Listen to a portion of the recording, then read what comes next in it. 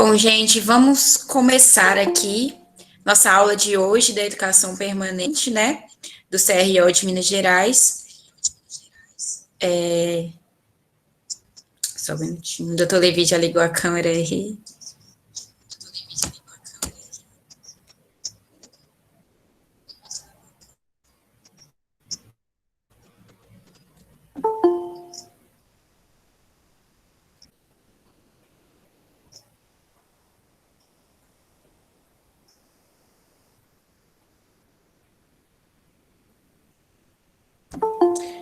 Bom, já são 8h03, eu vou começar, tá? Boa noite a todos vocês que estão aqui agora. Doutor Levi, muito obrigada pela presença, é muito importante o senhor estar aqui com a gente. Hoje a aula é sobre sedação e terapêutica medicamentosa na odontologia. A gente está aqui com o doutor Levi Anderson, pós-doutor em ciências odontológicas. Pessoal, eu peço primeiramente que vocês deixem seus nomes aí no chat para a gente já ir liberando os certificados e desligar o microfone para não dar interferência com o doutor aí na hora que ele estiver dando a aula. E as perguntas deixar para o final, tá bom? Então, boa aula, doutor Levi, pode conduzir aí. Olá, boa noite a todos. Primeiramente, eu gostaria de agradecer ao CRO de Minas pelo convite. Acho que todos conseguem me ouvir, né? Estão me ouvindo direitinho? Beleza. Sim, sim. Tá, ok. Obrigado.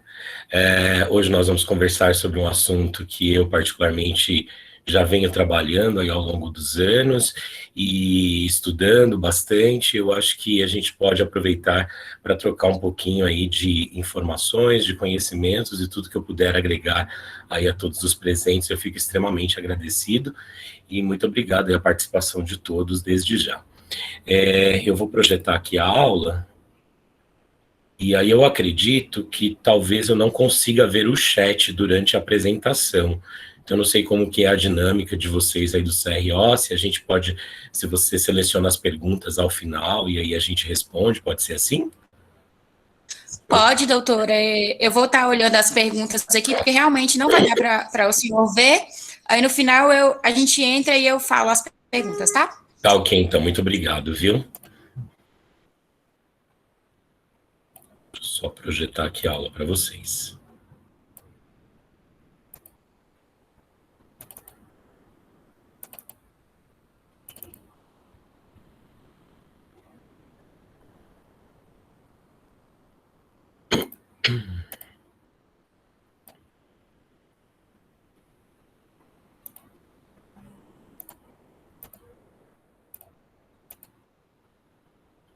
Tá aparecendo a aula para vocês já?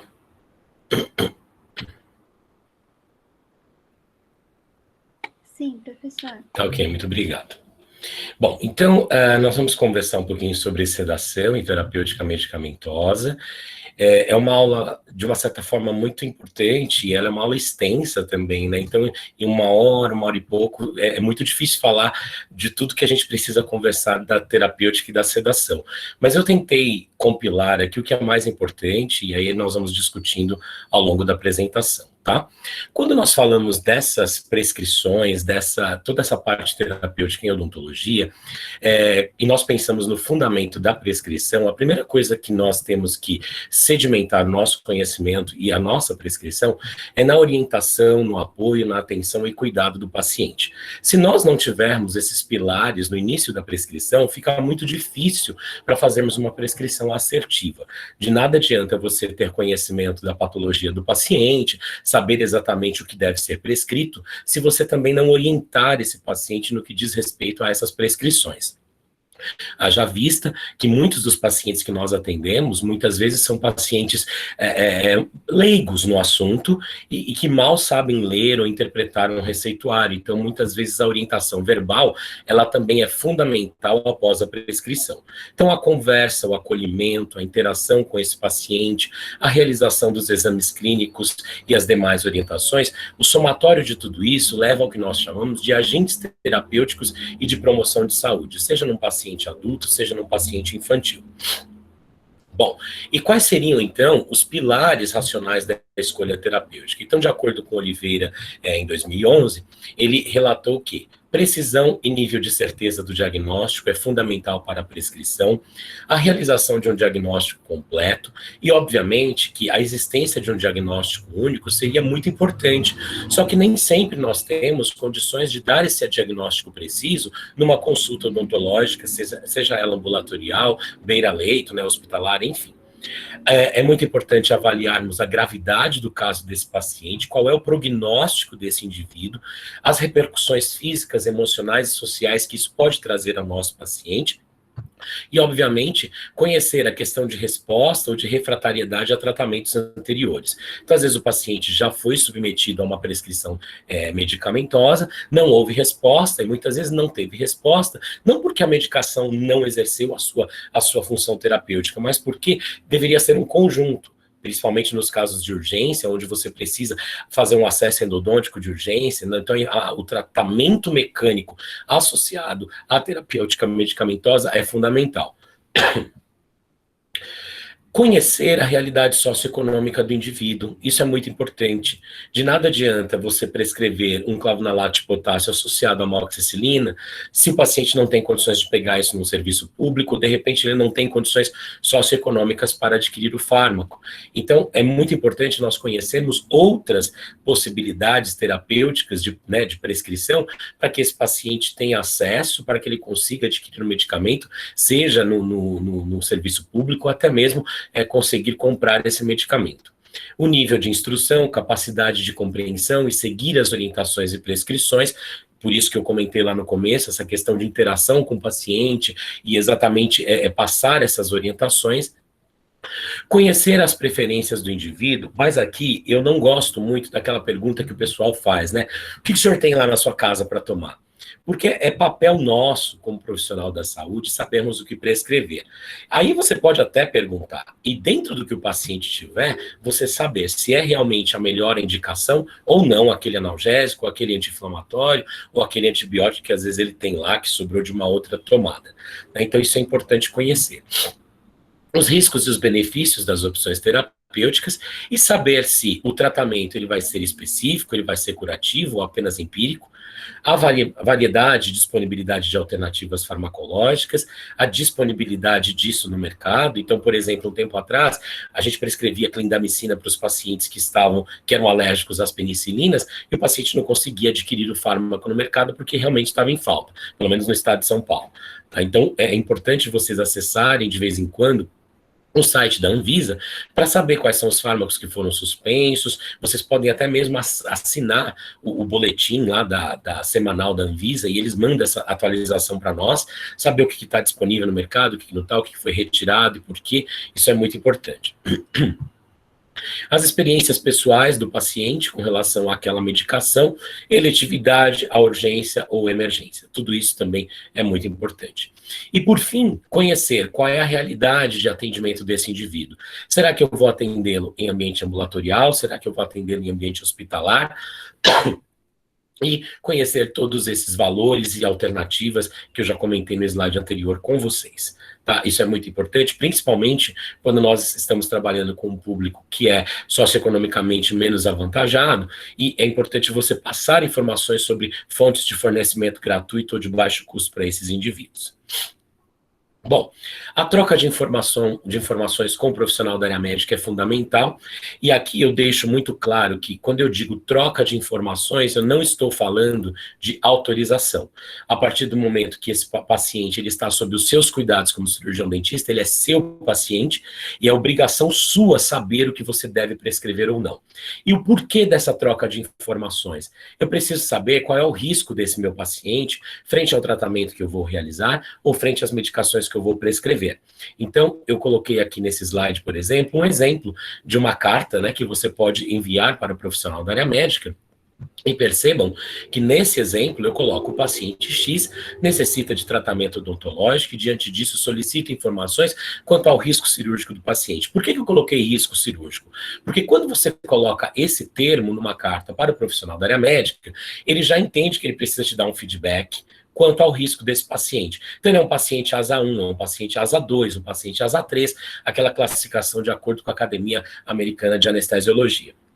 Então, você recebe um feedback do médico quanto ao risco desse paciente, e nós geralmente enviamos essa cartinha para o profissional da área médica, principalmente quando nós vamos realizar algum procedimento mais invasivo aí nesses indivíduos e precisamos aí prescrever algumas medicações que sejam mais potentes no que diz respeito à terapêutica, tá? Então, percebam que nessa carta, em nenhum momento, eu peço autorização para prescrever alguma coisa. Por outro lado, eu coloco o que eu pretendo prescrever para esse paciente, né, em termos você pode colocar lá analgésico, antibiótico, anti-inflamatório. Se você tiver uma ideia do tipo de anestésico local que você gostaria de utilizar, é muito importante colocar também. Por quê? A partir do momento que o médico responsável por aquele indivíduo, ele tem acesso a essa informação, o que ele vai fazer? Ele vai te dar um feedback por escrito, e vai explicar lá, olha, esse paciente, sei lá, é um paciente com doença renal crônica, é um paciente que não deve ser prescrito anti-inflamatório, ou ele é um paciente que alerta.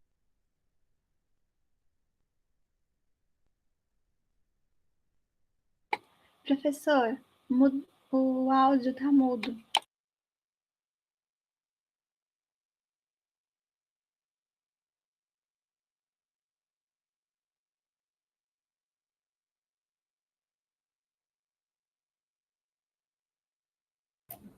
Voltou o som? Voltou. Ah, então tá. Sei lá o que aconteceu aqui. Vamos continuar. Muito obrigado.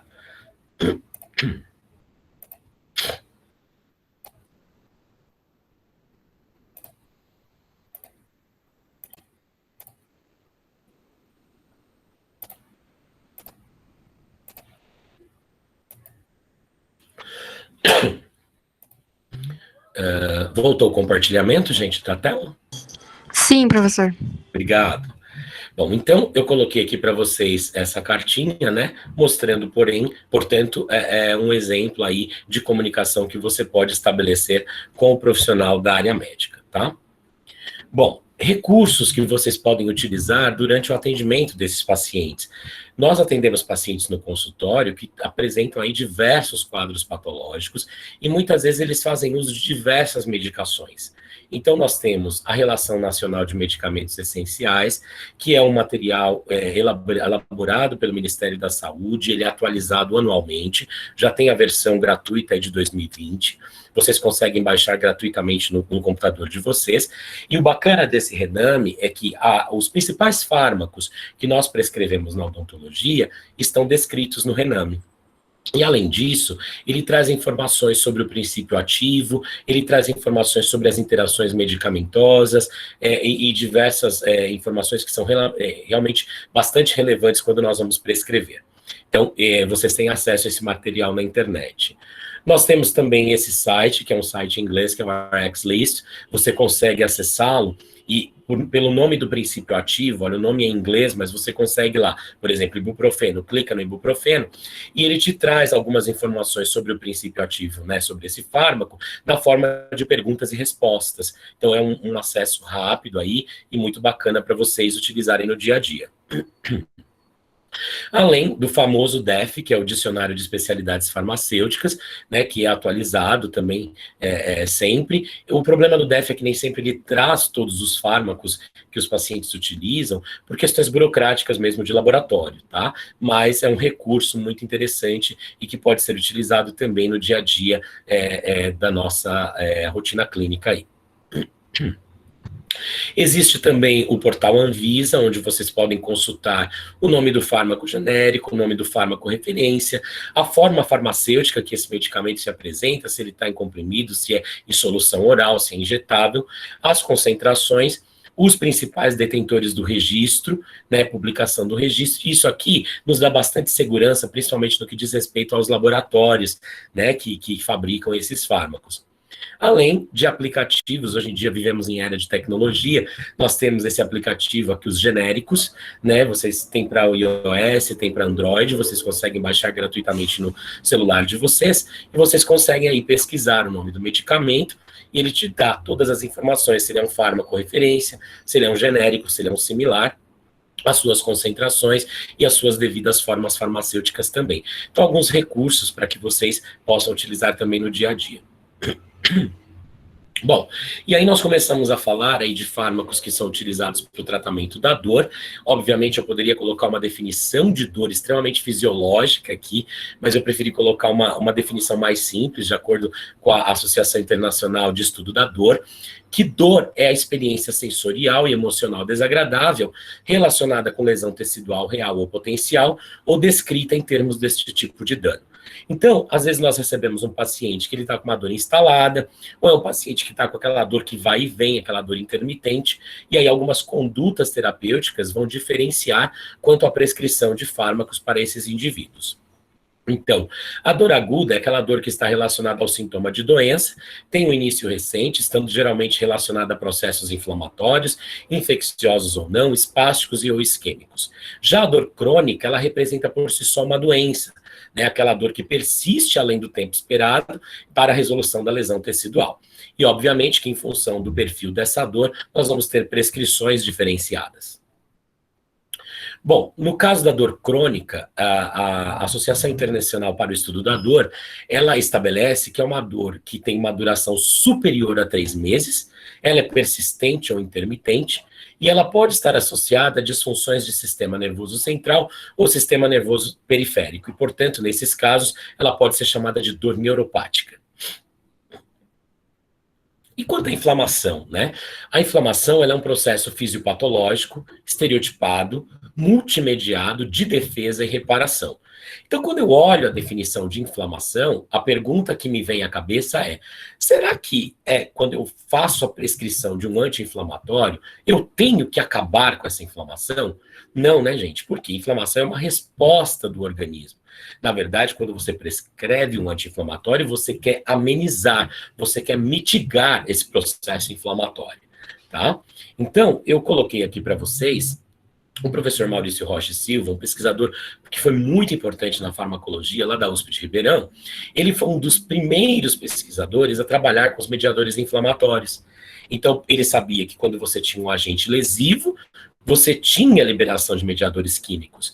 Dentre esses mediadores, nós temos os leucotrienos, as prostaglandinas, os tromboxanos, a histamina, mediadores relacionados ao sistema complemento, serotonina, bradicinina e assim por diante.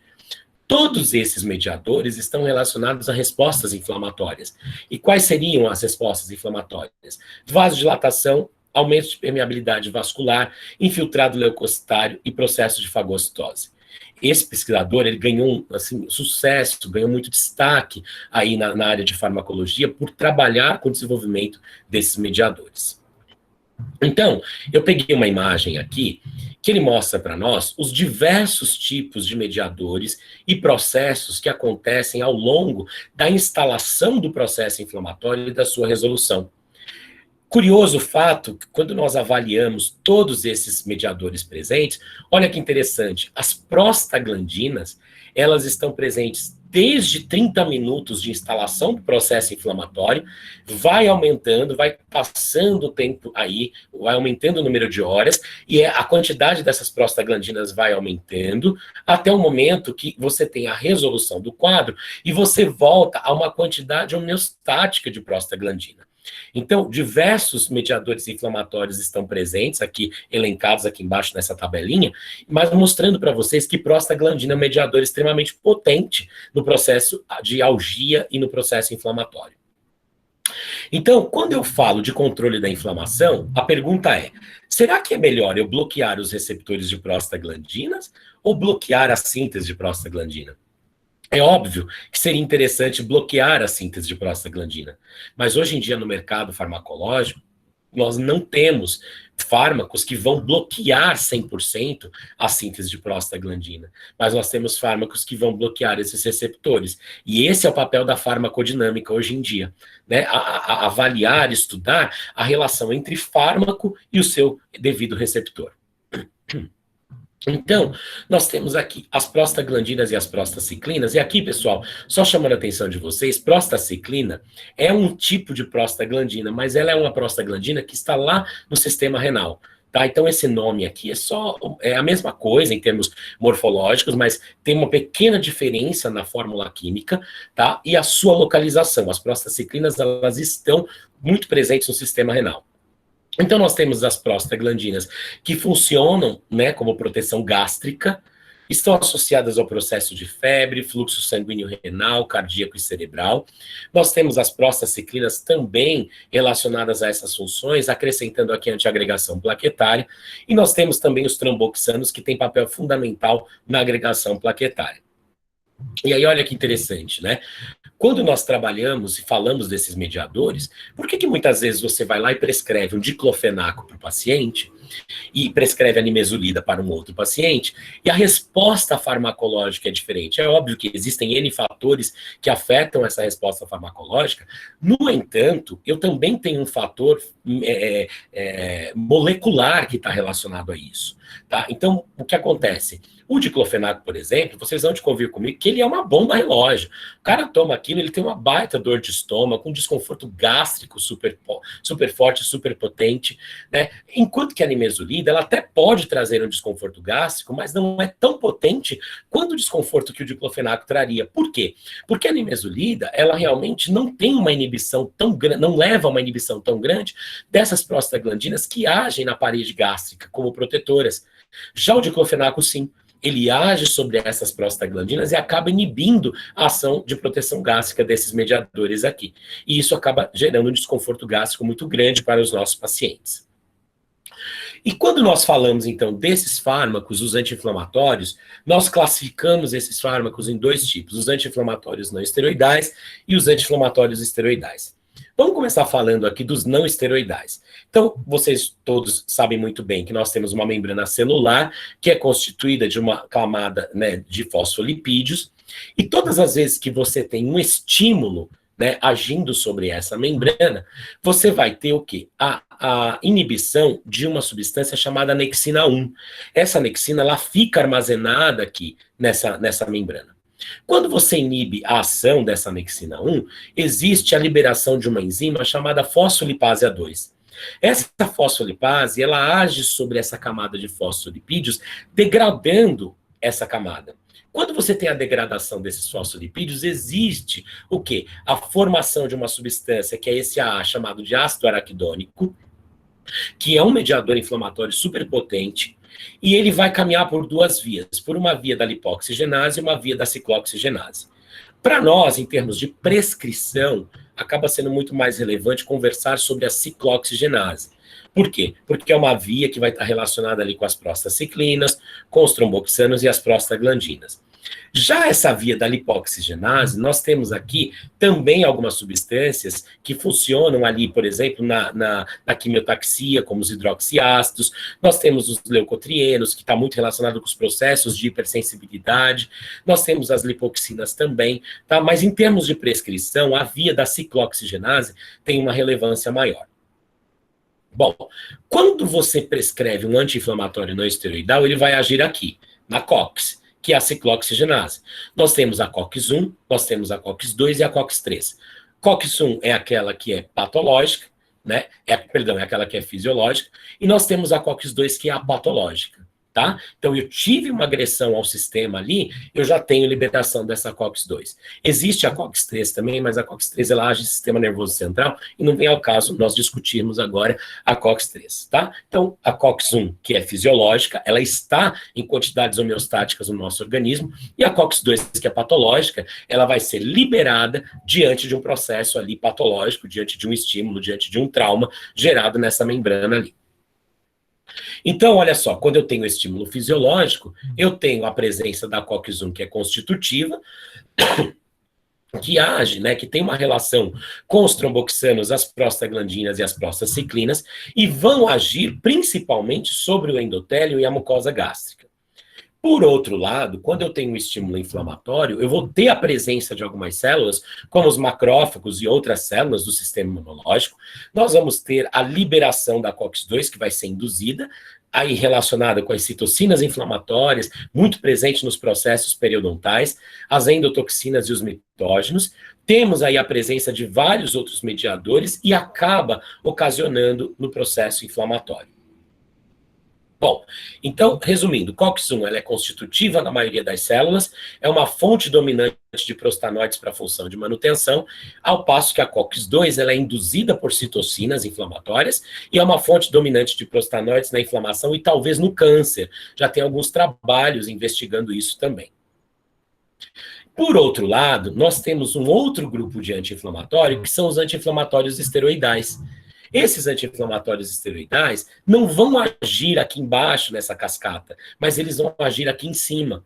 Então, por exemplo, quando você tem uma potencialização dessa anexina aqui na membrana, você leva a uma inibição da fosfolipase A2. Tá? Então, o que vai acontecer? Esse anti-inflamatório esteroidal vai agir aqui, ó, nessa camada fosfolipídica. Como ele age aqui em cima, o que vai acontecer? A gente acaba inibindo todo mundo aqui para baixo. Então, ao invés de agir aqui na COX como os anti-inflamatórios não esteroidais, os esteroidais eles agem aqui na fosfolipase A2. Essa é a principal diferença em termos de ação. E aí, daqui a pouquinho eu vou falar de resposta clínica com relação a isso. Então, como eu mostrei para vocês, olha, nós temos aqui os hidroxiácidos, os leucotrienos, e olha só que interessante, num processo inflamatório, quando você tem um sinal químico sendo liberado ali, esses hidroxiácidos, eles acabam agindo como agentes quimiotáxicos, atraem essas células ali para o local de trauma, né, e aí você tem todo um processo anti-inflamatório sendo amenizado por conta da liberação dessas células inflamatórias que chegaram ali. Então, como eu disse anteriormente, qual é o objetivo da terapia anti-inflamatória? Não é eliminar, mas é abolir a inflamação? Também não, tá? Mas é de moderar, de controlar, de modo que esse processo inflamatório permaneça em níveis compatíveis com boa evolução clínica. Por que eu deixo sempre esse slide quando eu falo disso? Porque as pessoas acham que quando você prescreve anti-inflamatório, você quer eliminar o processo inflamatório. Não é isso. Nós vamos controlar, deixar esse processo ali acontecer de forma homeostática, tá? Bom, então, quais são as principais características dos AINES, que são os anti-inflamatórios não esteroides? São fármacos paliativos, têm efeito analgésico, têm efeito antipirético, e o mecanismo básico de ação, como eu comentei anteriormente, é a inibição da COX. O padrão ouro desse grupo é o AS, que é o ácido acetil salicílico, tá? Muito embora nós não prescrevemos o AS com tanta frequência na odontologia, né? São raros os casos que recebem essa prescrição. Já no que diz respeito aos anti-inflamatórios esteroidais, quais são as principais características? São paliativos, também, assim como os AINES, são mais potentes que os anti-inflamatórios não esteroidais, tem efeito analgésico discreto, não tem um efeito analgésico tão potente quanto os não esteroidais, só que eles também não apresentam, aqui diferente dos não esteroidais, eles não apresentam efeito antipirético, tá? Então, com relação ao mecanismo de ação desse grupo de fármaco, existem vários mecanismos relatados na literatura, principalmente a questão do estímulo da síntese de anexina 1, ações genômicas de inibição ou estímulo da síntese de mediadores. Tá? Então, existem algumas hipóteses na literatura. Bom, então, como eu estou falando desse processo anti-inflamatório, que também controla o processo de dor, o que nós temos de regime analgésico preconizado na literatura? Nós temos um tipo de analgesia que nós chamamos de analgesia pré-emptiva. O que é uma analgesia pré-emptiva? É aquela analgesia que ela tem início antes do estímulo nocivo, previamente ao trauma tecidual. Então, você começa a prescrever o medicamento para o paciente antes de realizar o procedimento. Vou fazer uma exodontia, por exemplo, e eu quero entrar com uma analgesia pré-emptiva. Então, eu já começo a prescrever o medicamento para esse paciente tomar, por exemplo, 1 hora antes do procedimento. Às vezes, tem gente que gosta de prescrever umas 3, 4 horas antes, tá? Mas aí você tem que sempre estar atento à meia-vida do medicamento. Porque se ele tiver uma meia-vida curta e você prescreve por um tempo, assim, por muitas horas antes do procedimento, ele vai entrar ali e vai ser excretado e não vai surtir a resposta terapêutica que você gostaria. A analgesia preventiva é aquela que tem início imediatamente após a lesão tecidual. Então, a primeira dose do fármaco é administrada logo ao final do procedimento. Então, eu acabei de fazer a minha exodontia, eu acabei de fazer uma endodontia, eu vou lá e administro um fármaco para o meu paciente. essa primeira dose acontece logo após o procedimento. Por exemplo, no meu consultório, logo que eu termino de fazer um procedimento cirúrgico no meu paciente, eu gosto muito de prescrever um anti-inflamatório que tem uma ação analgésica muito boa também, que é aquele Toragesic, que não sei se vocês conhecem, que é um fármaco sublingual. Então, eu tenho lá no consultório, o paciente acabou de ser submetido ao procedimento, eu vou lá, coloco um comprimidinho sublingual no paciente, desde que ele não tenha contraindicações a esse fármaco. Ele ainda está anestesiado, conforme vai passando a anestesia, o paciente já está medicado, você consegue mitigar as complicações aí pós-operatórias. E a analgesia perioperatória é aquela que tem início antes da lesão tecidual e ela é mantida no pós-operatório imediato. Então, por exemplo, eu vou fazer uma exo de um terceiro molar, eu quero medicar o meu paciente antes e quero manter essa medicação no pós-operatório, então a gente faz o que nós chamamos de analgesia perioperatória. Essa geralmente é a que nós, cirurgiões dentistas, nós que somos da cirurgia, trabalhamos e no consultório aí com uma frequência maior, né? Então nós prescrevemos antes do procedimento e mantemos aí a prescrição após a realização do procedimento. Bom, algumas peculiaridades, e aqui no que diz respeito à prescrição pediátrica, né? Não sei se existe algum odontopediatra aí entre nós, então eu achei legal colocar um pouquinho dessas prescrições aí. A prescrição para o paciente infantil ela é feita com base no peso da criança, e geralmente nós temos algumas fórmulas na literatura, e eu coloquei aqui na aula aquelas que são realmente mais aceitas ultimamente.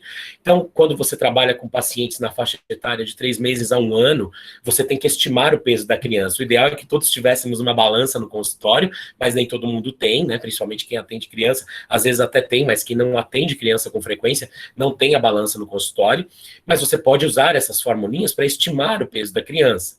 Tá? Então, o peso de uma criança na faixa etária de 3 meses a 1 ano, ele é estimado a partir dessa fórmula. Então, você coloca lá a idade da criança em meses mais 9 e divide por 2. Tá? Quando você trabalha com crianças na faixa etária de 1 a 10 anos, o peso estimado da criança vai ser a idade desse paciente agora em anos, não mais em meses, tá? Vezes 2 mais 9. Né? E quando você trabalha com crianças, aí já entrando na adolescência, na faixa etária de 11 a 12 anos, o peso estimado dessa criança é a idade em anos também, vezes 7 menos 5 dividido por 2. Só quero ressaltar aqui um detalhe, gente, que hoje a população infantil tem uma dieta bastante desregrada, e muitas vezes você olha para aquela criança e fala, nossa, o menino tal, aquela menina está acima do peso para a idade dele. Então aqui você vai fazer um cálculo estimativo, mas usar o bom senso também. Né? Se você olhou e percebeu que está abaixo daquilo que você calculou, obviamente vai estar um peso acima e você tem que ajustar as doses que você for prescrever. Existe também aqui, né, uma outra fórmula, né, eu até coloquei aqui, que é uma fórmula que você pode utilizar para calcular as doses preconizadas para crianças, com base no peso do adulto. Então, geralmente, olha, crianças acima de 30 quilos já se preconiza a dose para o adulto, tá? E a dose máxima calculada não deve superar a dose do adulto. Isso é muito importante. Existem também outras fórmulas, né? A regra de Clark, a de Law e a fórmula de Young, que são utilizadas dentro dessa faixa etária. E aqui as formulinhas para vocês aí, quem realmente não conhece ou quiser deixar a colinha na gaveta do consultório, né? Quando atender um paciente desse perfil, eu acredito que seja válido. Bom, analgesia de ação periférica, que é o que a gente geralmente prescreve com mais frequência, tá? Então, nós temos aqui que quando você pensa em analgesia de ação periférica, os 2 fármacos que vêm de imediato na nossa cabeça, como cirurgiões dentistas, é o paracetamol e a dipirona. Mas aí, se eu perguntar para você, qual é a diferença entre prescrever um paracetamol e prescrever uma dipirona, né? Quando nós olhamos na literatura vasta e que a gente tem na farmacologia, a literatura diz o seguinte, para prevenção da dor, o paracetamol te traz uma resposta melhor. Para os casos de dor instalada, a dipirona vai te trazer uma resposta melhor. Então, aqueles casos que o paciente chegou no teu consultório com uma pulpite, né, aquela dor, que ele fala, doutor, parece que tem um coração batendo aqui na minha boca, né, de tanta dor, aquilo tá latejante e tal. Geralmente a dipirona tem uma resposta melhor, porque nós estamos diante de uma situação de dor instalada. Agora, eu vou fazer um procedimento cirúrgico, né, e aí eu quero prescrever um analgésico aí no pós-operatório para o paciente, e eu sei que é para prevenção da dor, o paracetamol acaba tendo uma resposta melhor. É lógico, gente, que antes de fazer essa prescrição e de levar esses fatores em consideração, eu preciso avaliar as peculiaridades do paciente. Se o meu paciente é alérgico a um desses fármacos, é óbvio que eu não vou prescrever só porque ele está com a dor instalada, eu vou lá e prescrevo a dipirona. Tá? Então, tem que tomar um pouquinho de cuidado com isso. Posso prescrever o paracetamol para a dor instalada? Posso, mas talvez a resposta dele vai demorar um pouquinho mais e vice-versa no caso da dipirona. Por que acontece a hiperalgesia, né, esse potencial de dor? Basicamente acontece devido a 2 eventos bioquímicos. Então você tem alterações bioquímicas aqui nas células nervosas, e quando você tem um aumento da síntese de AMP cíclico, a entrada de cálcio, né, a entrada de altacoides aqui, que são mediadores e tudo, isso vai favorecer uma condução de impulso nervoso que chega ao sistema nervoso central e acaba levando a uma sensibilização central. Então, é basicamente por isso que acontece a hiperalgesia. E quando você prescreve um fármaco que ele age aqui sobre essa substância, sobre esses mediadores, você acaba minimizando essa dor, ou você acaba minimizando essa condução de impulsos nervosos, aí, obviamente, diminuindo o quadro de dor do paciente. Então, existe uma escala de analgésicos de acordo com a Organização Mundial de Saúde, e eles preconizam dessa forma. Uma dor leve, está ali no primeiro degrau, você vai utilizar um analgésico, um anti-inflamatório não esteroidal. Uma dor moderada, que está no degrau 2, você já pode entrar com opioides mais fracos, associar aí com os anti-inflamatórios não esteroidais, e assim por diante, né? Percebam que vocês vai subindo esse degrau, né? De acordo com a intensidade da dor, você vai aumentando a intensidade do fármaco. Muita gente às vezes me pergunta assim, olha, eu recebo um paciente com pulpite e eu já quero fazer a intervenção mecânica e entrar com analgésico opioide. Eu geralmente não parto para essa conduta. Por quê? Senão você pode começar já esgotando o seu, vamos dizer assim, o seu compêndio farmacológico. Começa com uma analgesia mais simples, então com uma dipirona de 500 miligramas, não deu muito certo, o paciente fala que ameniza, mas é um pouco mais, né, demorada a resposta, aumenta a dose, vai para uma dipirona lá de 1 grama, tá, não funcionou, aí eu posso partir, por exemplo, para um analgésico opioide, vou partir lá para uma associação de paracetamol com uma codeína, ou eu posso entrar com uma associação posso entrar com o tramal, que é um analgésico opioide também. Então, assim, não esgote as suas possibilidades farmacológicas logo de cara, né? Comece com prescrições mais simples e conforme você vai vendo a resposta fisiopatológica desse paciente, você vai aumentando, então, o seu critério aí de prescrição. Isso é uma sugestão minha, tá? Vamos falar um pouquinho do paracetamol. O paracetamol, se vocês pegarem aí artigos, né, e tal, ele, na literatura europeia ou americana, ele aparece como acetaminophen, né, ou, traduzido para o português, acetaminofeno, ou acetaminofém. Só que a Anvisa não aceita essa nomenclatura de acetaminofém, tá? Eu só deixei aqui, porque quem vai ler uma literatura estrangeira vai encontrar o paracetamol muito mais referido como acetaminofém, tá? A nomenclatura da Anvisa é o paracetamol. Ele é um analgésico não opioide, tem uma propriedade antipirética, muito embora fraquinha, tá?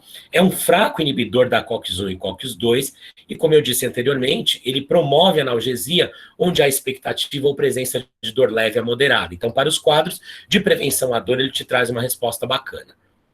Então, quais são as prescrições que nós temos disponíveis hoje, né? Então, nós temos aí para o adulto, principalmente na odonto, nós temos aí a prescrição do paracetamol de 500 miligramas, você pode prescrever a cada 4 horas por 3 dias, 750 miligramas a cada 6 horas por 3 dias.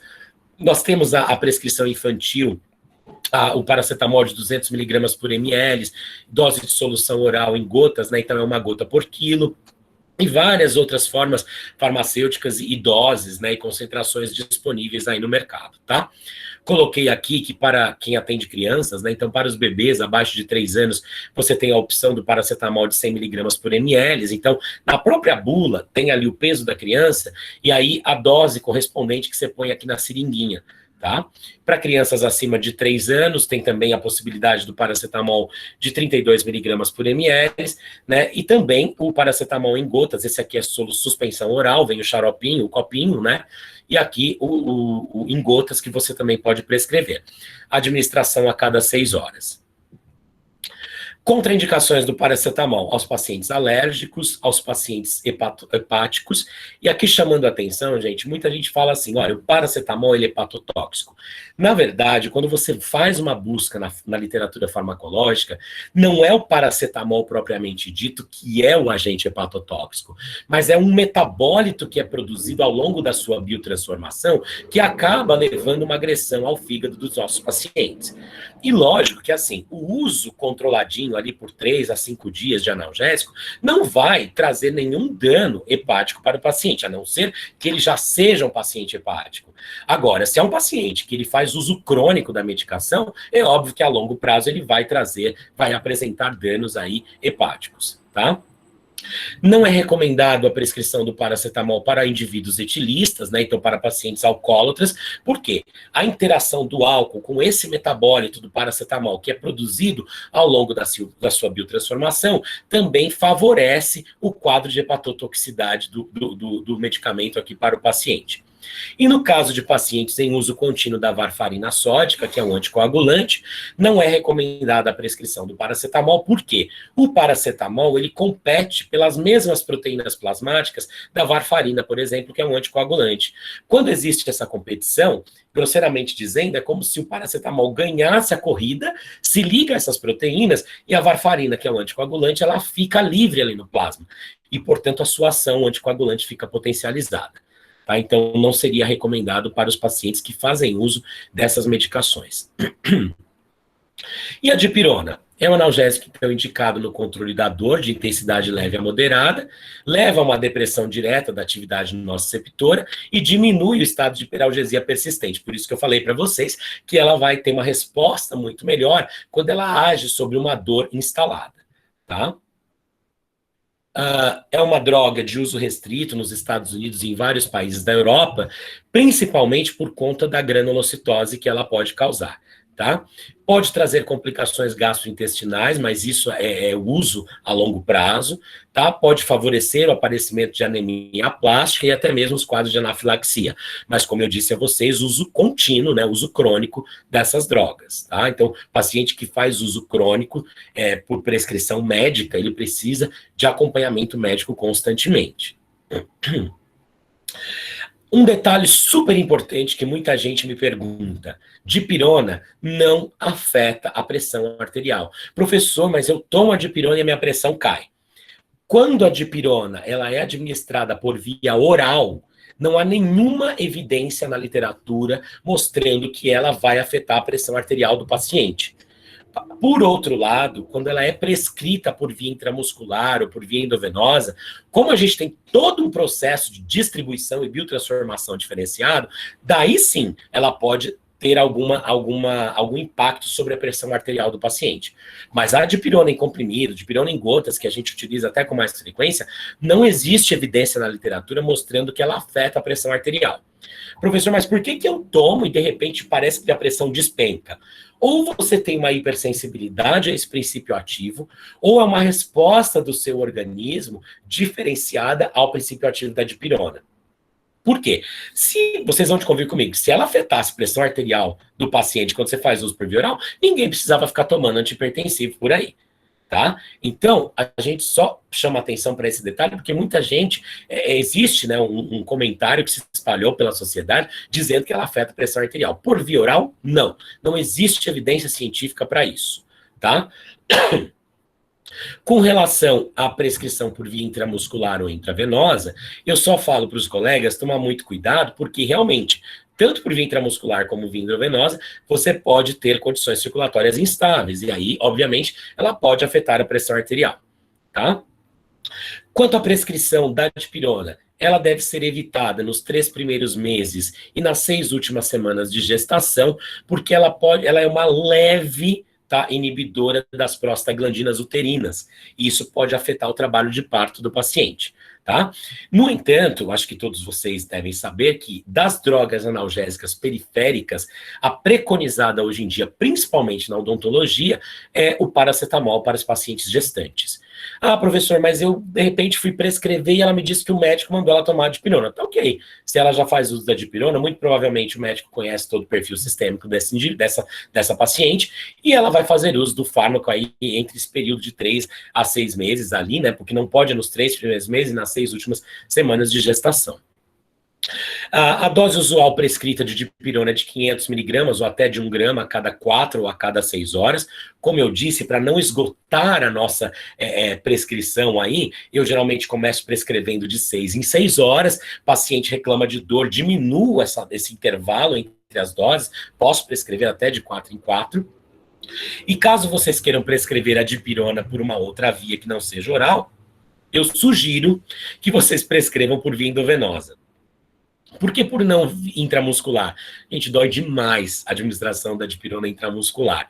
Então, se tiver a opção de escolher ali, tá? Eu sugiro que vocês prescrevam por via endovenosa, e aí a prescrição é dipirona, uma ampola de 500 miligramas por ml a cada 6 horas, tá ok? Cuidado quando vai dispensar a dipirona em gotas, tá? O correto é dispensar o frasco de forma reta. Se você colocar ele inclinado, você tem as chances de ter bolhas de ar entre as gotas, tá ok? E isso pode afetar aí na resposta terapêutica, porque você pode dar dose a menos, né? Ou se depois perceber que teve muita bolha de ar, acaba colocando a mais. Então isso não tem que tomar um pouquinho de cuidado. Todo fármaco utilizado em gotas, ele deve ser dispensado com a embalagem aqui de forma reta, tá ok? Bom, coloquei algumas opções de prescrição infantil da dipirona solução oral. Percebam um detalhe, tá? Para o paciente infantil, é 1 gota a cada 2 quilos, ou seja, meia gota por quilo. Se a criança pesa 20 quilos, eu dou 10 gotas. Diferente do paracetamol, que tanto para o adulto quanto para a criança, nós vamos utilizar sempre 1 gota por quilo. Tá? A dipirona, ela vai ser utilizada 1 gota a cada 2 quilos apenas para o paciente infantil. Tá ok? Então, temos aqui algumas formas farmacêuticas em termos de suspensão, aqui a seringuinha que você pode também colocar de acordo com o peso da criança e em gotas. Bom, alguns outros exemplos de analgésicos com alteração de sabor para o paciente infantil. Criança é muito difícil, às vezes, de tomar remédio, então tem a opção de você prescrever o maquinopirol, que é uma dipirona magnésica, sabor chocolate, tem essa daqui, sabor framboesa, e você pode até colocar isso no receituário, o sabor que você preconiza. O sabor chocolate é ruim, tá, gente? Geralmente o sabor framboesa é que a molecadinha prefere mais ali quando o pai ou a mãe vai administrar. E quando é uma solução em xarope, essa solução oral na forma de xarope, você pode calcular a dose para essa criança utilizando essa formulinha simplificada aqui. É só pegar o peso da criança e multiplicar por 0,3. E aí vamos supor, você multiplicou, deu 10, então vai dar 10 ml do copinho do xarope ali para a criança tomar, tá? De até 6 em 6 horas. É o intervalo para a dipirona. Bom, contraindicação da dipirona, obviamente aos pacientes alérgicos, a gente tem uma incidência alta de pacientes com alergia à dipirona, pacientes anêmicos ou leucopênicos, indivíduos que apresentam uma patologia denominada porfiria hepática, ela é uma patologia que tem diversos graus, tá? E conforme vai aumentando o grau dessa patologia, mais grave é o quadro do paciente, e pacientes que apresentam deficiência congênita dessa enzima, glicose 6-fosfato desidrogenase, que é a G6PD. Geralmente, pacientes com essas patologias aqui, eles já sabem que eles não podem fazer uso da dipirona. Então, ele vem para a consulta e ele traz uma listinha, né, dos medicamentos que ele não pode fazer uso. Tá ok? Bom, resumindo então, coloquei aqui doses pediátricas dos analgésicos para vocês, de paracetamol, o ibuprofeno, que é uma opção de anti-inflamatório não esteroidal, é o único anti-inflamatório não esteroidal que nós preconizamos para os nossos pacientes pediátricos na odontologia. Por que eu falo na odontologia? Às vezes quem é pai, quem é mãe, leva o filho lá no pediatra, ele vai prescrever Profenid para a criança tomar. Tá errado? Não. Só que para os processos inflamatórios odontogênicos, a literatura farmacológica na odontologia preconiza a prescrição do ibuprofeno, tá? Então, você tem a ibuprofeno, 1 gota por quilo a cada 6 ou 8 horas, tá? E aqui os demais que eu coloquei como exemplos para vocês. Bom, agora, um detalhe muito importante, principalmente para os pacientes infantis, é que ibuprofeno e paracetamol, eles são potencialmente cariogênicos e erosivos, devido ao baixo pH, alta viscosidade e alto teor de açúcar. Às vezes dá o medicamento para a criança dorme sem higienizar a cavidade bucal, e isso favorece o aparecimento de lesões de cárie. Tá? Então, isso pode aumentar as nossas preocupações sobre a saúde bucal das crianças que fazem uso desses fármacos líquidos frequentemente ou quando faz tratamento a longo prazo aí, tá? Então, sempre atento a esses detalhes. Bom, os analgésicos opioides de ação central, então são utilizados principalmente para o alívio da dor, podem ser utilizados como antitussígenos e antidiarreico, tá?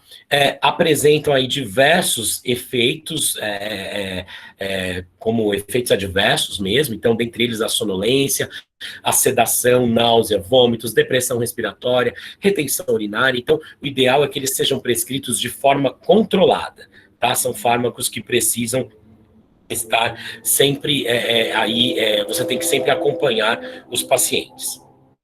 Bom, uso repetido pode levar ao que nós chamamos de tolerância analgésica e dependência física, tá? 3 grupos de opioides que nós temos são os agonistas puros, os antagonistas puros e os agonistas antagonistas. Vou falar agora um pouquinho do que a gente costuma preconizar na odontologia. Então, doses moderadas a intensas, quando não respondem a outros analgésicos, são preconizadas na odonto. Então, é o que eu falei para vocês. Comecei com analgésico periférico, fui aumentando a dose, não trouxe resposta, posso partir para a prescrição de um opioide. Uso com cautela em idosos. Lembrem-se que nós estamos falando de pacientes que são polifarmácia. Então, eu posso favorecer interações medicamentosas aí com os opioides, principalmente os pacientes idosos que fazem uso de benzodiazepínicos. Tá? Pacientes com insuficiência hepática ou insuficiência renal são pacientes que, independentemente do fármaco ser um opioide ou um outro tipo de grupo farmacológico, preciso ter cuidado. Se eu tiver dúvida, vou fazer contato com o médico do paciente para tentar ajustar as doses, ajustar as posologias. Pacientes com hipertrofia prostática e indivíduos com depressão respiratória. Por que a depressão respiratória? Os opioides, por exemplo, quando você prescreve lá paracetamol associado à codeína, um dos metabólitos produzidos ao longo da biotransformação da codeína é quem? A morfina. E a morfina, em altas concentrações, ela pode levar a uma depressão respiratória. Tá? Existem estudos farmacogenômicos deixando bem claro que algumas populações ao redor aí do mundo, elas têm alterações genéticas, polimorfismos genéticos, que caracterizam esses pacientes como metabolizadores rápidos ou metabolizadores lentos de alguns fármacos. Por exemplo, quando você pega lá a população na Índia, eles são metabolizadores rápidos de fármacos opioides. Então, eles produzem esse metabólito aí da codeína, que é a morfina, em altas concentrações muito rápidas. Então, geralmente lá a prescrição é feita em intervalos de doses maiores. Tá ok? Então, exemplo de opioides que nós prescrevemos com mais frequência aqui no Brasil. Então, nós temos aí o Tilex, que é uma associação de paracetamol e codeína. Temos na dose de 7,5, na dose de 30 miligramas. Vocês podem prescrever a cada 6 ou até mesmo a cada 8 horas. E o Tilex a cada 12 horas, aí por 3 dias. Tá? Cloridrato de tramadol, que é o Tramal, 50 miligramas, também a cada 8 ou até a cada 12 horas por 3 dias. E detalhe, esses fármacos precisam ser prescritos em receita carbonada. Você sempre vai prescrever em 2 vias, tá ok?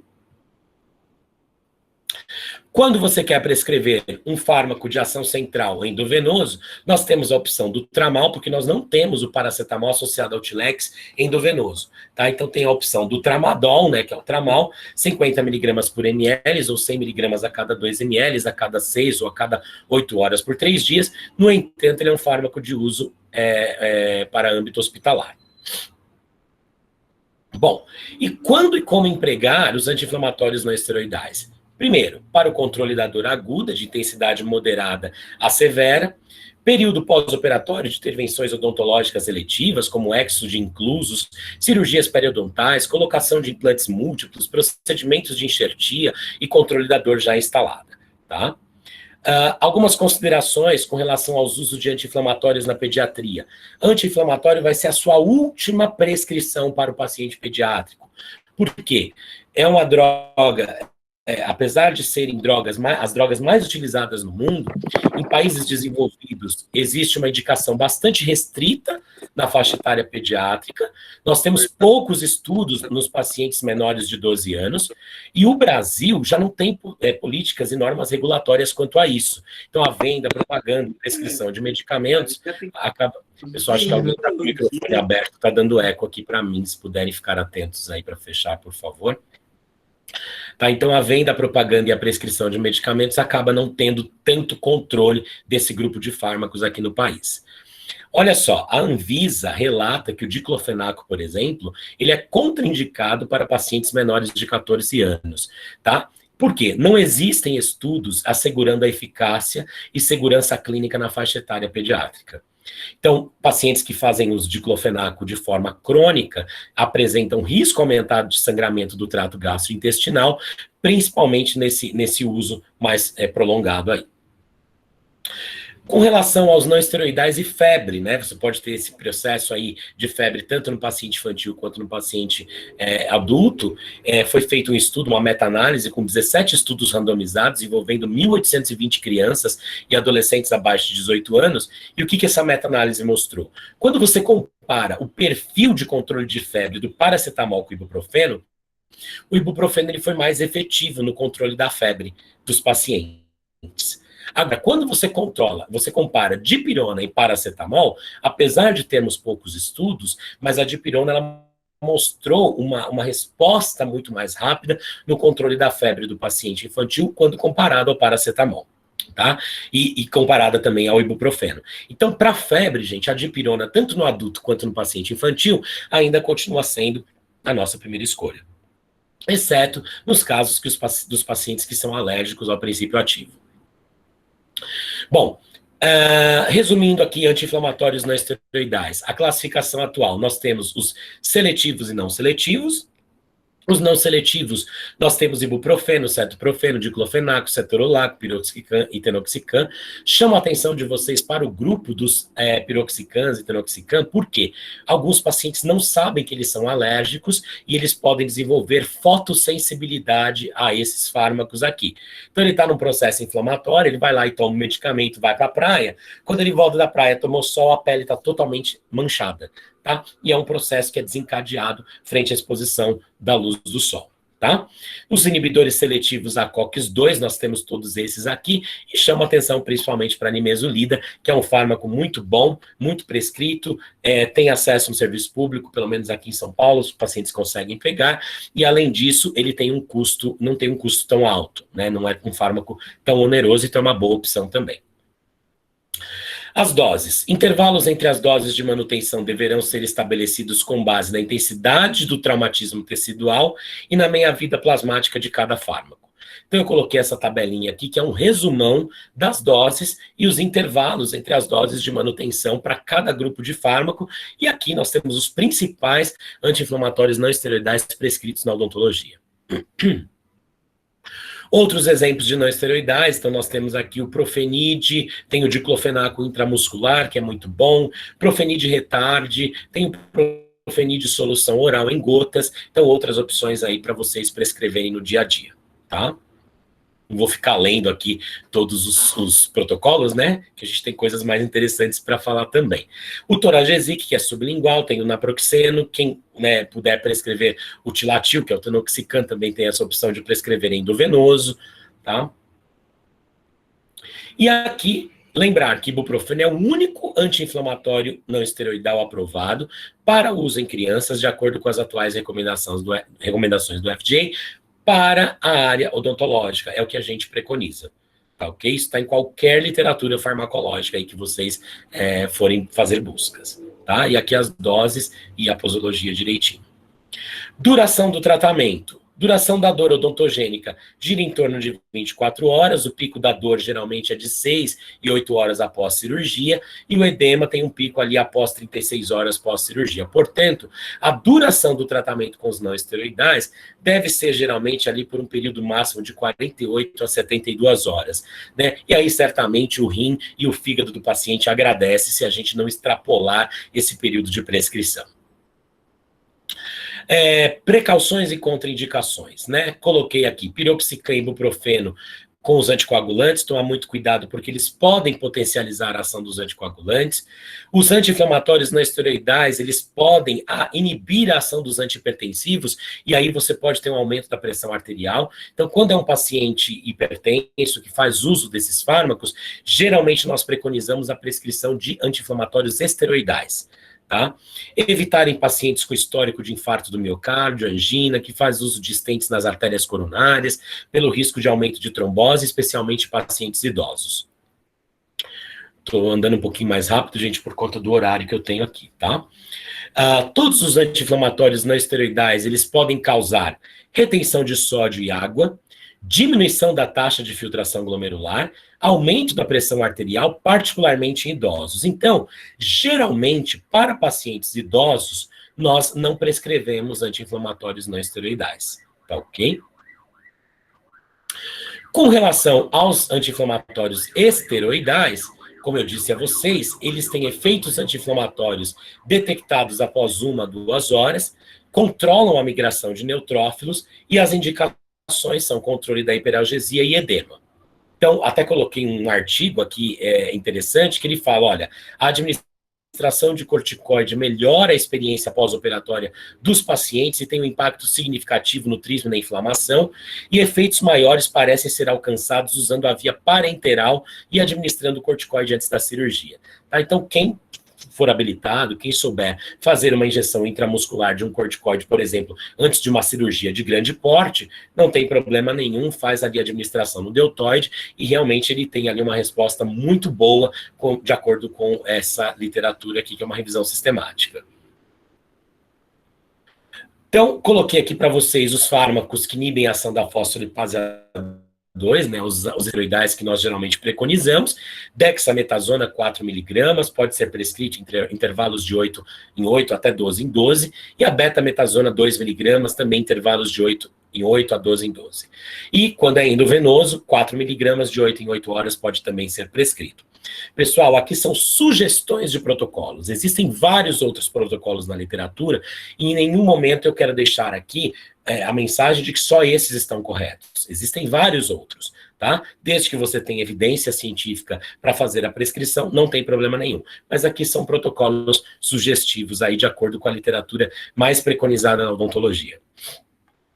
Bom, nós temos também os injetáveis, coloquei o exemplo aqui do Diprospan, coloquei o exemplo do Celestone Soluspan, que são fármacos que você pode administrar por via intramuscular, né? Então, uma ampola via intramuscular, dose única, o paciente pode comprar a seringuinha lá de 3 ml, uma agulha 25/7, ele traz para o consultório, e antes de fazer o procedimento mais cruento, mais invasivo, você vai lá e administra esse fármaco ali intramuscular no paciente.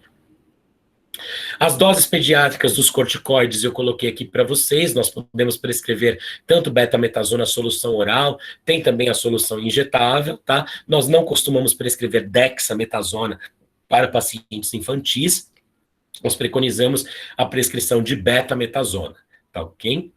Ou a prednisona também. Bom, com relação à antibiótico terapia, para a gente já ir finalizando, tá?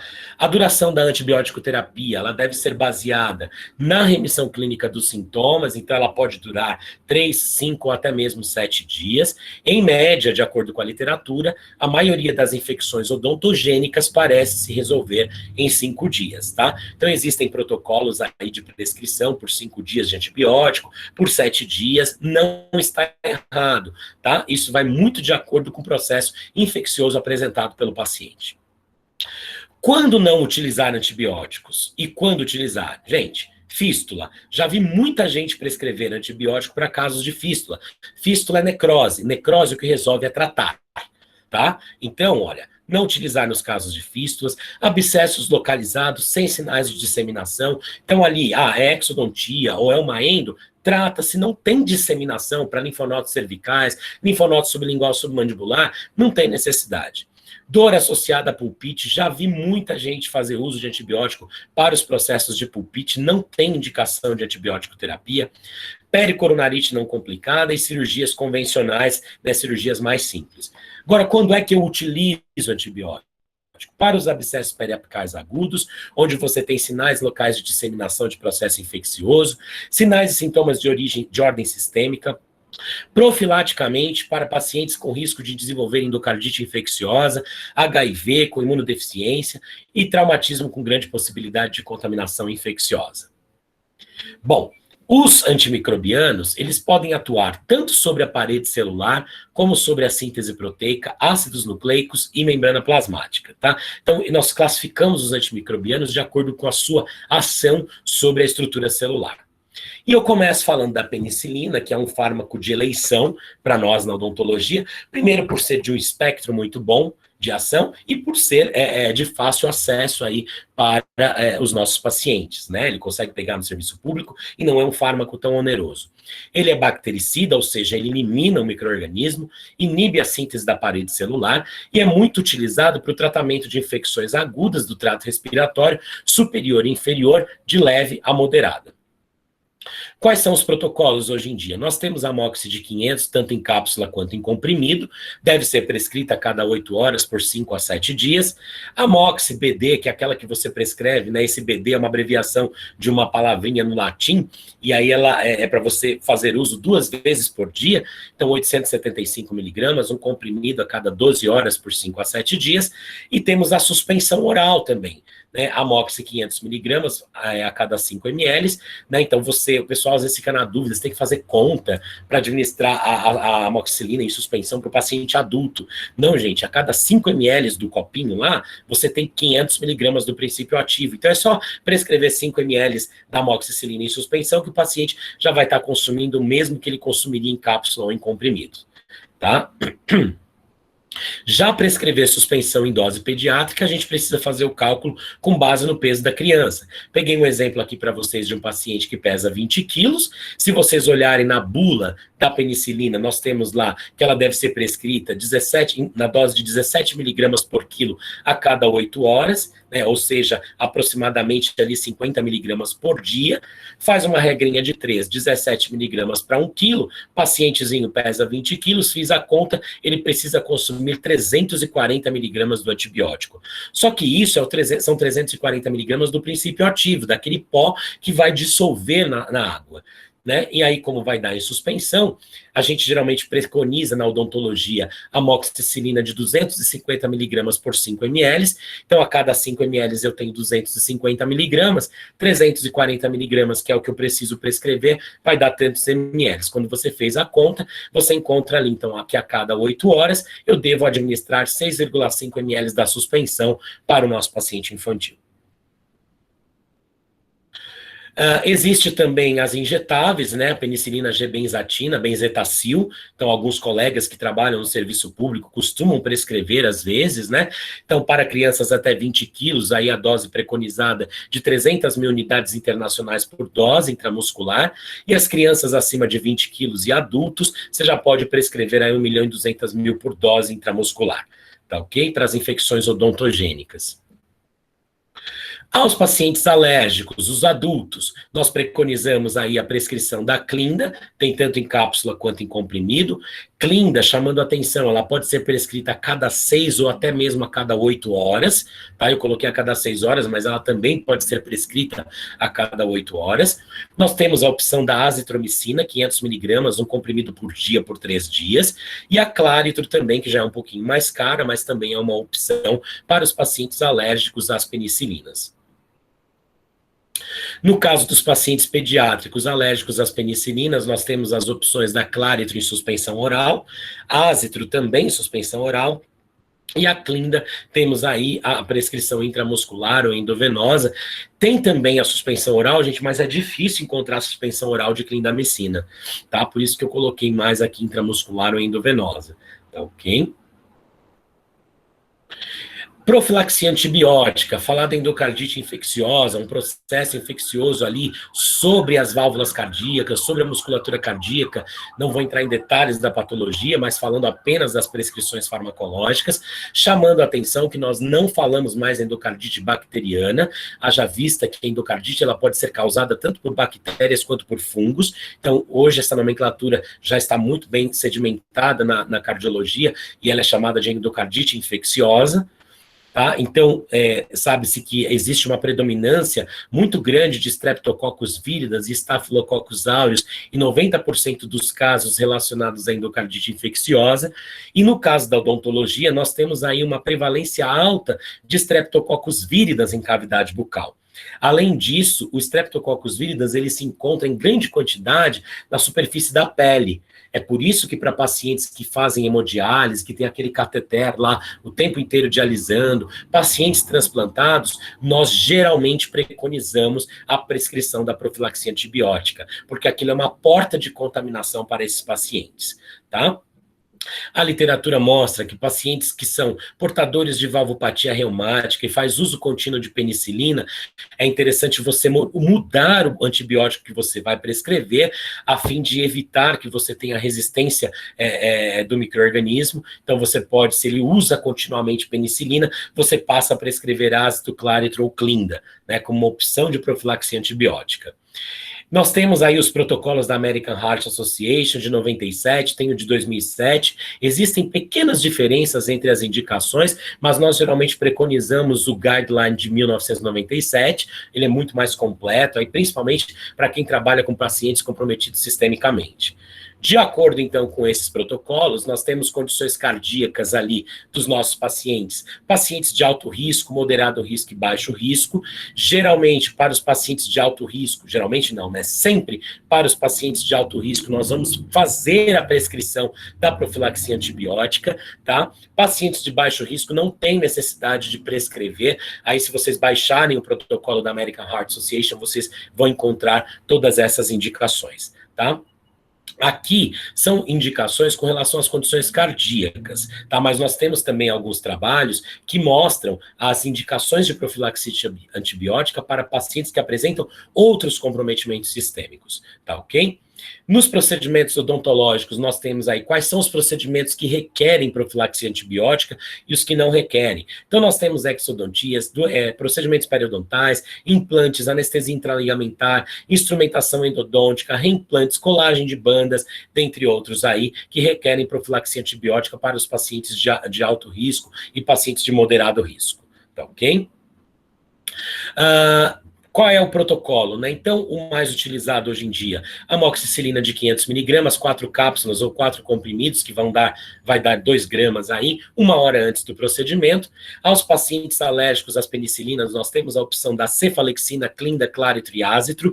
No entanto, eu deixei em amarelo a cefalexina, porque já se sabe que cerca de 5 a 10% dos pacientes que são alérgicos às penicilinas podem desenvolver alergia às cefalexinas. Então, eu particularmente não uso cefalexina como a minha primeira opção ao paciente que relata alergia às penicilinas, tá ok? Por conta das chances de você também ter um quadro de alergia ali. Então, eu preconizo um desses aqui, principalmente a clindamicina, de 300 miligramas, 2 comprimidos ou 2 cápsulas, que vai totalizar aí 600 miligramas, 1 hora antes do procedimento. Nós não temos clinda de 600, tá, gente? Então, quando prescreve, a prescrição é feita de 300, e aí você escreve no receituário que são 2 cápsulas ou 2 comprimidos 1 hora antes. No caso dos pacientes pediátricos, o protocolo de profilaxia antibiótica preconizado é esse. Nós temos aí a Moxi, 50 miligramas por quilo por via oral 1 hora antes do procedimento, e aí faz-se, né, como ela é suspensão, faz-se a regrinha de 3 daquela forma que eu mostrei nos slides anteriores para vocês, para o paciente infantil, tá? Da mesma forma que para o paciente adulto, eu deixei em amarelo aqui a cefalexina ou cefradoxil, por conta da questão da alergia, e aí você pode preconizar, prescrever claritro ou ácitro em suspensão oral também, 1 hora antes do procedimento para esses pacientes infantis. Crianças que não podem fazer uso do antimicrobiano por via oral, nós temos a opção da ampicilina 50 miligramas por quilo intramuscular ou endovenosa, só que aqui não é mais 1 hora antes do procedimento, e sim 30 minutos antes do procedimento. E as crianças alérgicas, nós temos essas opções aqui também, todas elas 30 minutos antes do procedimento, tá ok? Associação de antibióticos para processos infecciosos mais avançados. No paciente adulto, a gente sabe muito bem a associação da amoxicilina com clavonalato. O pessoal tem muita dificuldade para prescrever a associação para pacientes infantis Quando realmente houver indicação, então você tem a opção de prescrever amoxicilina e clavonalato, suspensão oral de 240 e 62,5 miligramas por 5 ml, e também tem o oral BD de 200 com 28,5 por 5 ml. Tá? Aqui a dose é a posologia, 2 vezes ao dia, e aqui você divide em 3 doses diárias. Tá? Para o paciente adulto, nos processos infecciosos mais avançados, a gente tem a opção de prescrever amoxi com metronidazol. Nós estamos em falta no mercado com metronidazol de 400, então a gente associa muito amoxi de 500 com metronidazol. É uma associação menos onerosa para os pacientes, porque essa associação da amoxi com clavolin já é mais cara, tá ok? Então, tem aí, coloquei as 2 opções para vocês também de protocolos dessas associações quando tiver realmente indicação. Medicações para tecidos moles, e aí eu coloquei tanto para adulto quanto criança, coloquei aqui o flogoral colutório para as lesões aftosas, vocês podem prescrever aí, tem o spray da benzidamina, né, o flogoral, tem o bochecho, geralmente prescrito para pacientes acima ali dos seus 5, 6 anos, porque já sabe bochechar, e pacientes adultos também podem fazer uso do spray e do bochecho para as lesões aftosas. São feitas 2 a 3 aplicações diárias até que tenha remissão dos sintomas. Se puder associar com a laser terapia, obviamente a resposta terapêutica vai ser muito melhor. O Oncilon, que todo mundo conhece, que é o acetonido de triancinolona, tá? Então, geralmente, um tubo ali com 10 gramas, ele geralmente é prescrito para pacientes acima de 2 anos de idade, tá? É um corticoide ali, né? E geralmente a prescrição é feita 2 a 3 vezes ao dia até remissão dos sintomas. Detalhe, o Oncilon deve ser prescrito em 2 vias, porque ele tem um componente controlado aqui na sua formulação. Tem gente que fala, mas eu prescrevo em uma e o paciente consegue comprar. Pois é, da mesma forma que ele consegue comprar com uma via, eu já tive casos de pacientes que voltaram para pegar uma outra via da receita, tá ok? Existe o Admuc, que é muito utilizado também para pacientes acima de 3 anos, e pacientes adultos também podem utilizar para o tratamento de aftas, estomatites e gengivites. Ele é um fármaco fitoterápico, ele tem camomila como princípio ativo, então ele tem uma potência anti-inflamatória e analgésica muito boa. E para pacientes idosos, pacientes infantis, ele é muito legal porque ele é um gel e ele adere, ele gruda na mucosa ali, diferente do Oncilon, que é mais arenoso e acaba sendo desconfortável para algumas pessoas.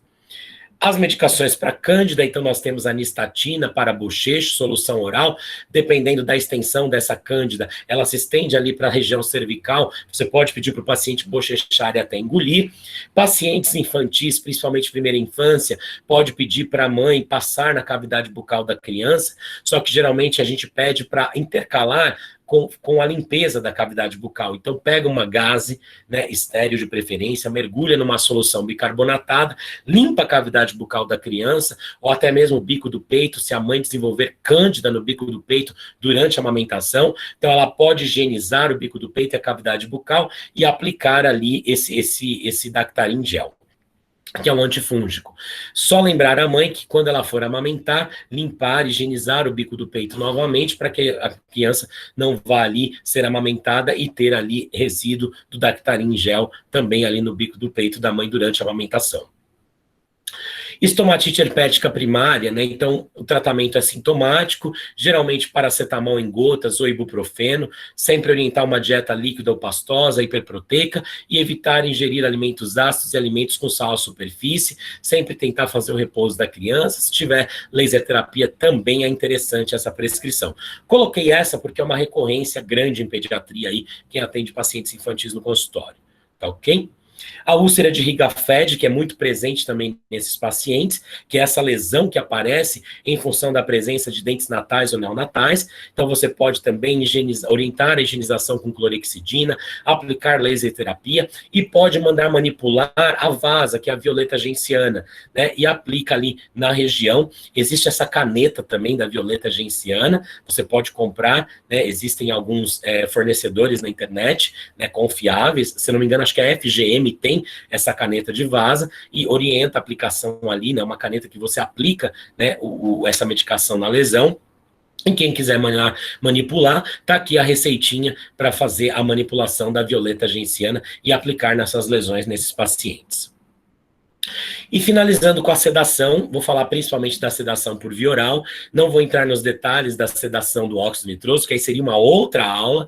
Então, a sedação em odontologia por via oral é a via mais antiga de administração de fármaco, é a mais comumente utilizada, usada de forma muito eficaz na odontologia para reduzir estresse e gerenciar a dor pré-operatória e pós-operatória. Por quê? Porque você aumenta o limiar de dor desse paciente a partir do momento que você prescreve essa sedação.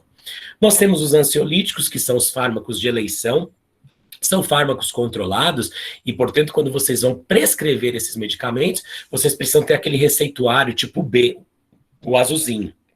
Tá? Para você fazer a prescrição, para você ter esse receituário, você tem que ir até a vigilância sanitária da sua região, fazer um cadastro, levar o seu CRO, comprovante de endereço do seu consultório e fazer um cadastro para ter esse registro. Ele vai te dar um código e você imprime os talonários com aquele código. Tá? Então, você não pode prescrever em receituário comum ou carbonado, tem que ser no receituário diferenciado ali, o especial. Quais são os fármacos mais utilizados como ansiolíticos, né, para sedação oral? Diazepam, midazolam, alprazolam, lorazepam. O diazepam, ele é muito utilizado em pacientes adultos, o midazolam, tanto para crianças quanto pacientes adultos. Alprazolam, a gente não prescreve com tanta frequência na odontologia, mas não existe contraindicação. E o lorazepam, que ele é muito prescrito para pacientes geriátricos. Por quê? São pacientes polifarmácia, e dentre todos esses aqui, o ansiolítico, né, ou seja, o benzodiazepínico, que apresenta a menor chance de interação farmacológica para esses pacientes polifarmácia, acaba sendo o lorazepam. Tá? Então, para pacientes geriátricos, quando vocês forem prescrever, nós geralmente preconizamos aí a prescrição do lorazepam. Geralmente, quando nós prescrevemos, é importante a gente saber qual é o início de ação do medicamento, para a gente saber orientar o paciente em qual momento ele vai tomar. Toma 30 minutos antes, toma 1 hora antes, toma 2 horas antes, enfim. Olha só, diazepam, início de ação, 60 minutos após o seu uso, lorazepam 120, alprazolam 60, midazolam 30, e o triazolam, que a gente não tem disponível no mercado brasileiro, porque ele é sublingual, tá? Mas ele tá aqui na tabelinha, mas a gente não tem triazolam no mercado brasileiro, então por isso que eu nem citei ele no slide anterior. Também início de ação de 30 minutos. Duração do efeito, 12 a 24 horas, 2 a 3 horas, 1 a 2 horas. Então percebam que o midazolam, por exemplo, ele acaba sendo mais preconizado por conta da duração do seu efeito ali, tá ok? De 1 a 2 horas. Tá? Então o paciente toma, e geralmente esses benzodiazepínicos, eles têm uma característica super importante, eles favorecem uma amnésia anterógrada. O que é isso? O paciente tomou um medicamento, e depois que passa o período ali que ele está sob a ação do fármaco, nem sempre ele lembra detalhes do atendimento. Então, para quem tem muito medo, quem é muito ansioso, isso é um fator positivo. No entanto, nós temos também as chances de efeito rebote. Eu já tive essa experiência. Prescrever o midazolam para o paciente ficar mais tranquilo e o cara ficou extremamente agitado. Tem como prever isso? Não, gente, isso é uma resposta do organismo. Infelizmente, às vezes a gente prescreve para uma coisa, ele acaba tendo uma resposta diferenciada. Ao invés de ficar mais relaxado, ele fica mais agitado. Tá ok? Então isso pode acontecer. Características desses fármacos nas dosagens orais terapêuticas usuais em pacientes saudáveis não produzem depressão respiratória. Por que eu falo isso? Existem alguns médicos que têm uma certa... Eles são muito reticentes quanto a permitir o dentista prescrever isso. Não é uma questão de permissão. O paciente é seu, você sabe se pode prescrever ou não. Tá? E as doses que nós prescrevemos na odonto são doses que têm margem de segurança muito boa, muito grande. Então isso não vai ter um desfecho negativo ali na cadeira, mas prestem atenção, eu falei em pacientes saudáveis, tá? Quando são pacientes que apresentam outros tipos de comprometimento, daí eu tenho que tomar um pouquinho de cuidado, e aí é interessante você trocar uma ideia com o médico responsável por esse paciente. Quase não produzem alteração na função cardiovascular, e pacientes com disfunção hepática podem receber benzodiazepínicos sem aumento do risco dos efeitos colaterais, tá? Então, isso é um detalhe importante aí. Quais são as principais contraindicações dos benzodiazepínicos? Pacientes com problemas respiratórios graves, pacientes com glaucoma de ângulo estreito, pacientes com miastenia grave, gestantes no primeiro trimestre e ao final da gestação, crianças com comprometimento físico ou mental mais grave, história de hipersensibilidade ao princípio ativo, pacientes com apneia do sono e pacientes etilistas, porque você tem interação medicamentosa entre álcool e os benzodiazepínicos, tá? Agora, benzodiazepínicos, qual é a indicação com usos de forma a ter precaução nessas indicações? Pacientes que são tratados concomitantemente com outros fármacos que agem em sistema nervoso central, pacientes com insuficiência respiratória de grau leve, pacientes com doença hepática ou renal, e aí depende muito da doença hepática, tá? E por isso que eu falei aqui, né, lá atrás eu falei nas indicações dos pacientes hepáticos, você pode prescrever, mas eu tenho que saber qual é a doença hepática que ele tem. E aí você tem que trocar uma figurinha aí com o médico responsável pelo paciente. No segundo trimestre da gestação e durante a lactação. Então, quando eu falo usos com precaução, gente, não é que você não pode usar, você até pode utilizar, mas se você se sentir mais seguro, converse com o médico responsável pelo paciente. Tá ok? Quais são as doses preconizadas desses fármacos? Você pode prescrever, por exemplo, diazepam 5 a 10 miligramas para os adultos, para idosos aí cerca de 5 miligramas, para crianças de 0,2 a 0,5 miligramas por quilo. Tá? E assim por diante para os demais benzodiazepínicos. Tá ok? Existe também, gente, a opção de se fazer uma sedação por via oral com fármacos não benzodiazepínicos, não controlados, que são quem? Os fármacos bloqueadores de histamina, que são os antihistamínicos, tá? Então nós temos os de primeira geração, que geralmente têm ação sedativa, e os de segunda geração, que são não sedantes. Então esses a gente não costuma utilizar. Então, eles são classificados como antihistamínicos ou antialérgicos, tá? Ocorrência de sedação acontece por quê? Pois eles são altamente solúveis em lipídios e atravessam a barreira hematocefálica. Como exemplo, nós temos a prometazina e temos a hidroxizina, que é o Ixizine, tá? Que a gente pode prescrever. A prometazina, geralmente, ela pertence ao grupo das fenotiazinas, geralmente tem atividade antiemética, muito usada em pediatria, mas pode ser utilizada também em pacientes adultos. A vantagem, reduz a agitação, hostilidade, combatividade e até mesmo hiperatividade do paciente, tá? Grandes doses não produzem inconsciência, então nenhum paciente com antihistamínico vai ter perda da consciência, nem vai ter depressão do sistema respiratório cardiovascular, não causa dependência, tá? E os principais efeitos adversos, que às vezes o paciente relata ali no pós, é a xerostomia, uma visão mais turva e um pouquinho de tontura, mas é menos comum. A posologia de 25 a 50 miligramas, uma hora antes do tratamento para os pacientes adultos. No caso dos pacientes infantis, a posologia é de 12,5 a 25 miligramas uma hora antes, tá? E aí você pode fazer tanto monoterapia ou combinar com outros fármacos. Por exemplo, tem gente que gosta de combinar bloqueador histamínico com um benzodiazepínico, não teria problema nenhum, desde que você saiba prescrever direitinho, tá ok? A hidroxizina, que é o Ixizine, que eu falei para vocês, faz parte dos difeniletenanos, um mecanismo não está relacionado à depressão cortical, suprime alguns núcleos hipotalâmicos e a porção simpática do sistema nervoso autônomo. Também pode ser utilizado tanto para criança como para pacientes adultos, geralmente por via oral, você já começa a observar um efeito 20 a 30 minutos, quando eu prescrevo isso para paciente, eu peço para tomar 30 minutos antes da consulta, você já percebe que o paciente fica um pouquinho mais letárgico, pode ter um pouquinho de sono, mas não necessariamente o paciente vai dormir na cadeira, tá? Tem uma duração máxima de ação ali de 3 horas, é disponível como xarope, então 10 miligramas por 5 ml para crianças também, e na forma de comprimido para os pacientes adultos.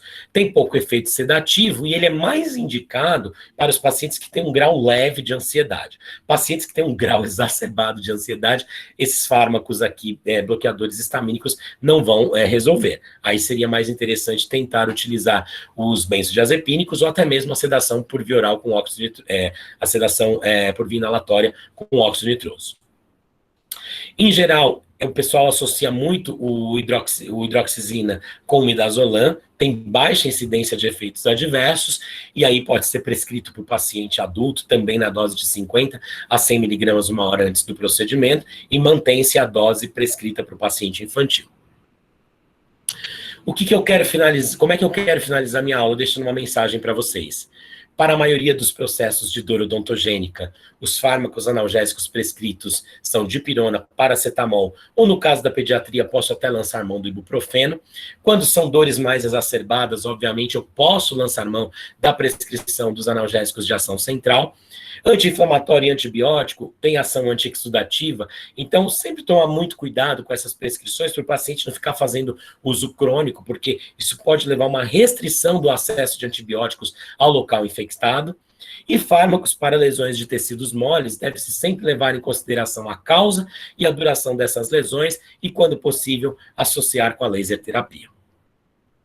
Finalizo aqui agradecendo mais uma vez ao CRO do Estado de Minas Gerais pelo convite. Agradeço às meninas que organizaram todo esse contato, a doutora Mariane Ferrão, que também foi intermediária. Fica aqui o meu e-mail, fica aqui o meu contato da rede social e aqui duas imagens de duas das instituições que eu trabalho atualmente também. Ok? Então, muito obrigado e me coloco à disposição para as perguntas. Doutor, nós que agradecemos a excelente aula. Se você ler aí o chat, é só elogios, viu? Obrigado. E eu selecionei umas perguntas aqui e vou fazer, tá? Ok. O Frederico, ele perguntou assim, o que você acha da analgesia preemptiva para melhoria da dor pós-operatória? Bom, boa noite, Frederico. Vai meu abraço, doutor Frederico. E a minha resposta é a seguinte: eu concordo com essa analgesia, eu acho que ela traz uma resposta muito melhor, não só no pós, mas ela traz uma resposta muito boa no transoperatório também. E muitos pacientes se sentem mais confortáveis quando fazem uso dessa analgesia pré-emptiva. A Letícia, ela perguntou, quais as contraindicações do Toragesic? Não sei se é esse o nome correto. Isso. Na verdade, as contraindicações do Toragesic são muito limitadas. Ela está muito mais relacionada com um quadro de hipersensibilidade do paciente do que com contraindicações sistêmicas, tá? Dificilmente, eu particularmente nunca atendi um paciente que tinha contraindicação absoluta para o uso desse fármaco, mas é uma contraindicação muito mais relacionada à questão da hipersensibilidade do que com relação à parte sistêmica. O Frederico também fez outra pergunta. Existe diferença entre o Tilenol produzido nos Estados Unidos e no Brasil em termos farmacológicos? Então, fica aí um ponto de interrogação, né? Quando a gente faz uma avaliação da composição do paracetamol, quando você vai avaliar, por exemplo, a resposta do medicamento, não existe diferença de resposta. Mas eu, particularmente, acredito que ele tem algum componente, que eu já, sou sincero, já até procurei, não encontrei, ele tem algum componente que faz com que ele tenha uma diferença, uma resposta muito mais potente quando comparada ao paracetamol sintetizado aqui no Brasil. Só que eu não sei dizer qual é esse componente que eu ainda não encontrei, e não sei se isso é um segredo da indústria farmacêutica. Okay. O Rodrigo perguntou quanto à interação entre AINES e lítio. Tá, geralmente pacientes que fazem uso de fármacos à base de lítio, nós realmente evitamos fazer a prescrição de fármacos anti-inflamatórios não esteroidais, porque eles podem sim potencializar a ação desse fármaco, que é a base desse princípio ativo.